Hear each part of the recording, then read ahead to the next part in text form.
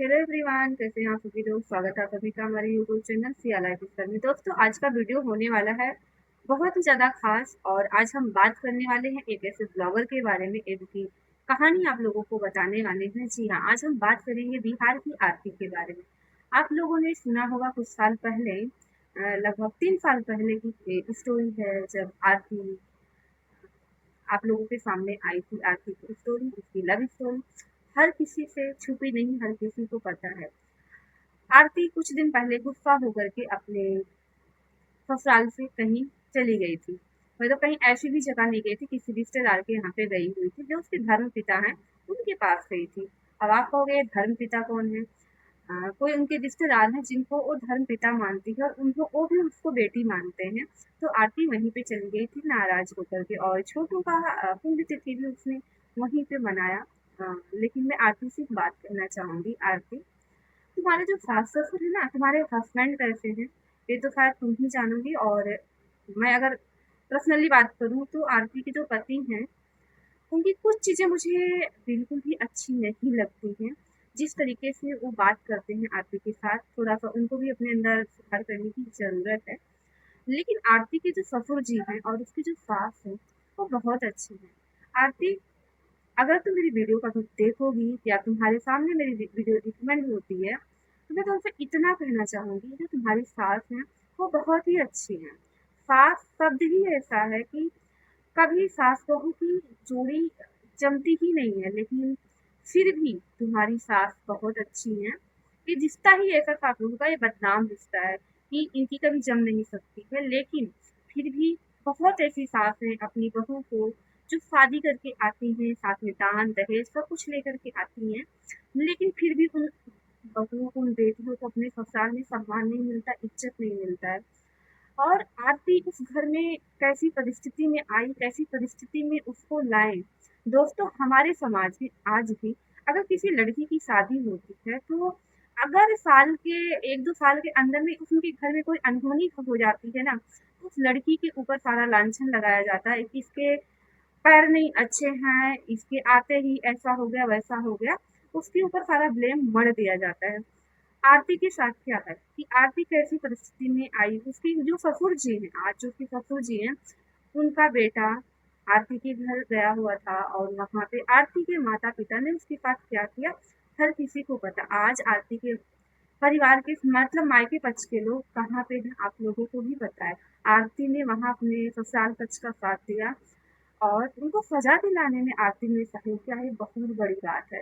ये बहुत, चूंकि आरती चश्मदीद गवाह थी उस टाइम पे, तो उसने अपराधी का साथ न दे करके, अपने माता पिता का साथ न दे करके, जिसके साथ गलत हुआ था, जिस परिवार के साथ गलत हुआ था, उसने उसका साथ दिया, और उसने कानून का साथ दिया, इंसानियत का साथ दिया।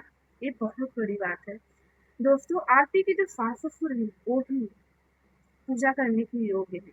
मैं आरती से ये कहना चाहती हूँ कि आरती, अगर कभी गुस्से में तुम्हारी सास तुम्हें तो बात सुना दे, तो स्वीकार करो उसको, मतलब हंस के स्वीकार कर लिया करो। माता जी ने गुस्सा हो गए, गुस्से में बोल दी।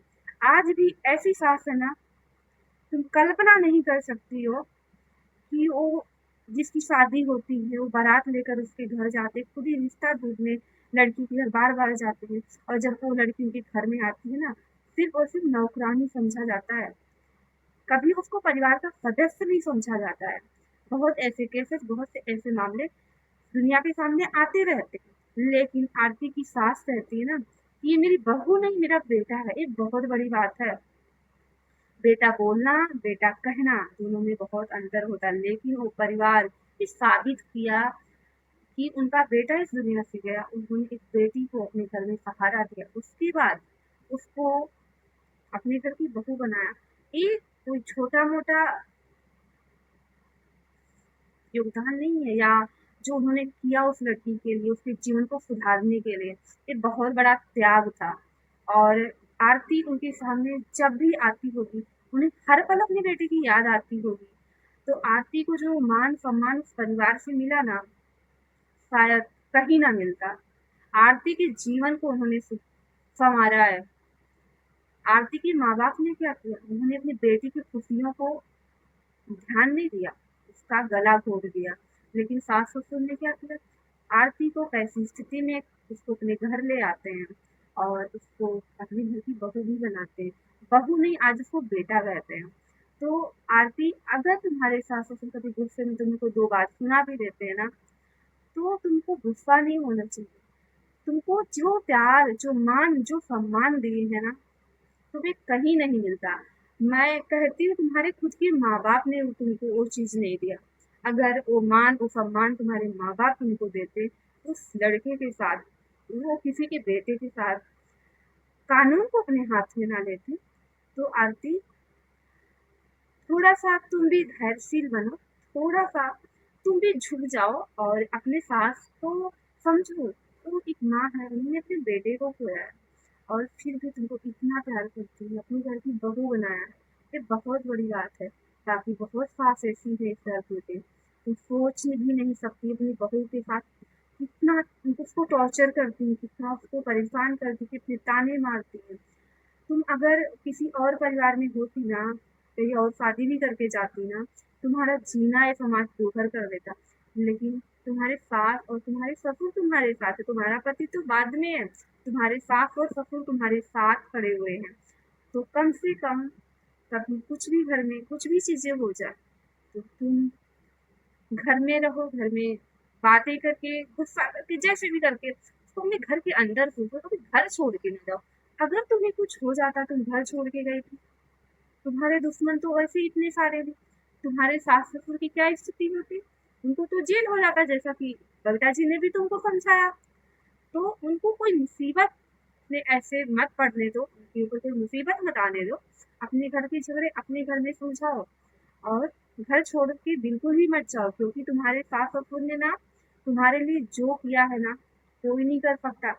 मैं कहती हूँ और मैं पूरे दावे के साथ कहती हूँ कि तुम्हारे सास ससुर जैसा सास ससुर इस दुनिया में मिलना मुश्किल नहीं, नामुमकिन है। वो सास ससुर नहीं है, वो तुम्हारे लिए भगवान है।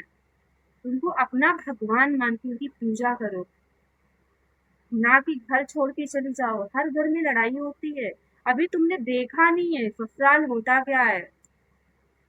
सास होती कैसे हैं, ससुर होते कैसे हैं। बहू को बहू नहीं कभी समझते हो, नौकरानी समझते हैं। अगर नौकरानी ऐसे ना समझा जाता बहू को, डोमेस्टिक वायलेंस होते तो दुनिया भर के केसेस हो रहे हैं, ये ना होते। तो तुम इस तरीके का अब कोई कदम मत उठाना, अपने घर में रहना। एक छोटी, शायद मैं तुमसे बड़ी ही हूँ, तुमसे बहुत छोटी हूँ, तो एक छोटी बहन को एक बड़ी बहन का ये संदेश है कि प्लीज अब ऐसी गलती मत करना। तुम्हारी छोटी सी बच्ची है, उसका ध्यान रखो, उसका केयर करो, बच्ची है। तुम देखती हो आजकल बच्चियां सेफ नहीं है, बड़ी बड़ी लड़कियां सेफ नहीं है, तो तू बहुत छोटी सी बच्ची है। तो आप अपने घर पे रहो। घर में कुछ सबके घर में होता है, लेकिन तुम्हारी स्टोरी एकदम अलग है। तुम्हारे पास तुम्हारा खुद का मायका भी नहीं है और तुम्हारे ससुराल वाले इतने अच्छे, शायद किसी लड़की का ससुराल इतना अच्छा होगा, क्योंकि जहाँ पे लड़की का कोई कुछ भी कसूर नहीं होता है, बिना वजह उसको क्या क्या सुनाया जाता है। और तुम्हारे केस में तो बताइए कि क्या, कैसे तुम्हारी शादी किस परिस्थितियों में हुई और उन माँ बाप ने तुमको सहारा दिया। बहुत तो माँ बाप ऐसे होते हैं, वो एक ताने देते, इसी की वजह से हुआ, ऐसे हुआ। अभी नहीं जानती हो, अभी समाज को भी नहीं जानती हो तुम। तो तुम अपने सास ससुर की हर एक बात को मानो और उनके साथ रहो, कुछ भी हो, झगड़ा हो, लड़ाई हो, लेकिन घर छोड़ के मत जाओ। क्योंकि तुम बाहर शायद सेफ नहीं हो, क्योंकि अगर तुम्हारे पति, तुम्हारा जो पति के भाई थे, उनके साथ इतना गलत कोई किया है और किसी को सजा हुई है, तो तुमको लगता है कि तुम सेफ हो। और लोग, पता क्या होता है, जब कोई अकेली लड़की होती ना, तो लोग बहुत सारे अपने फायदे भी उसमें ढूंढते हैं। तो अपना घर छोड़ के कभी मत जाओ, अपने घर में रहो, घर में सेफ रहोगी। और झगड़ा तो हर घर में होता है, तो घर के अंदर सुलझा लो, लेकिन उसको दुनिया के सामने मत ले आओ। तुम्हारे सास ससुर जैसा सास ससुर मिलना बहुत सौभाग्य की बात है। तुम बहुत भाग्यशाली हो कि तुमको ऐसे सास और ससुर मिले हैं। बाकी तुम्हारे पास क्या कमी है, अब तो तुम्हारे पास सोशल मीडिया का भी पूरा सपोर्ट है, ब्लॉगिंग करो, अच्छे से वीडियोज बनाओ, उसको अपलोड करो, दुनिया के सामने प्रेजेंट करो, अच्छे से खुशियां बांटो। क्यों लड़ाई करना, क्यों झगड़े करना। आप तुम्हारा ससुराल पर तुम्हारी सास खुद इतनी दुखी रहती, खुद इतनी परेशान रहती है, अपने बेटे के गम से वो बेचारी आज भी नहीं निकल पाई है। तो उनके बेटे का तो उन्होंने संज्ञा दिया है, तुमको उनको स्थान दिया है, तो तुम उनका बेटा बन के रहो और उनका मान रखो, उनका सम्मान करो, उनकी सेवा करो, उस घर को संभालो। बाकी तुम्हारा जो हस्बैंड है, जो क्या नाम है, दोनों क्या नाम, मुझे नाम नहीं याद आ रहा है, जो भी नाम है उनका, उनको भी थोड़ा सा बोलो, थोड़ा सा गुस्सा उस्सा जो इस तरीके से करते हैं, कुछ भी वीडियो में अपलोड कर देते हैं, थोड़ा सा धैर्य बना के रखें और आपस में दोनों एक दूसरे को जानने समझने की कोशिश करो। और धीरे धीरे सारी चीजें सही हो जाएंगी, सारे मुश्किल आसान हो जाते हैं। बाकी मैं बाद में एक बार फिर करना ही चाहती हूँ कि बेटा तुमने भी सास देखा नहीं कि सास होती कैसी है। शिवनंदिनी की सास को देख लो, दिन भर बुराई करती रहती है बहू की। तो ऐसी बहुत सी लड़कियां हैं, बहुत ऐसी सास को तुम भी देखती होगी किस तरीके के व्यवहार करती हैं। तुम बहुत भाग्यशाली हो कि तुम्हारी सास तुम्हारे साथ है, तुमको बेटा मानती है, तुम्हारे ससुर इतने अच्छे हैं जो तुमको इस घर में ले आए और तुम्हारे साथ वो खड़े रहे, तुमको अपने घर की बहू बनाए। ये बहुत बड़ी बात है। सच में उन अंकल जी को मैं देखती हूँ तो मैं ये कहती हूँ कि जिसको कहते ना कि दिल बड़ा होना, इंसानियत होना, उन अंकल जी में है। हमारे समाज को आज ऐसे ही लोगों की ज़रूरत है। तो अंकल जी से बहुत कुछ सीखने को मिलता है कि हम कैसे अपने दुःख को भुला करके दूसरे के लिए हम कैसे खड़े होते हैं, दूसरे की हेल्प कैसे करते हैं। तो आरती, मेरा एक रिक्वेस्ट है दोबारा से, प्लीज़ घर छोड़ के दोबारा से मत जाना और अपने परिवार का, अपने सास का, अपने ससुर का, अपनी छोटी-सी बच्ची का ख्याल रखना और ऐसे हँसते रहना, मुस्कुराते रहना।